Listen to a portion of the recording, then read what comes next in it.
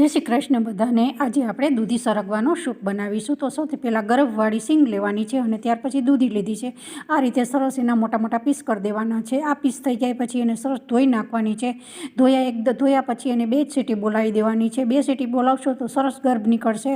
તો આ રીતે ફક્ત 2 સીટી બોલાવી દીધી છે। ત્યાર પછી લસણ, આદુ, મરચાં જે છે એ બધું આપણે સાઈડમાં મૂક્યું છે અને ત્યાર પછી તમે જોઈ શકો છો આ રીતે જો ચપ્પુની મદદથી ગર્ભ નીકાળવાનો છે તો આસાનીથી ગર્ભ બી નીકળી જશે। અને હવે આપણે એક મિક્સર જાર લેવાનું છે।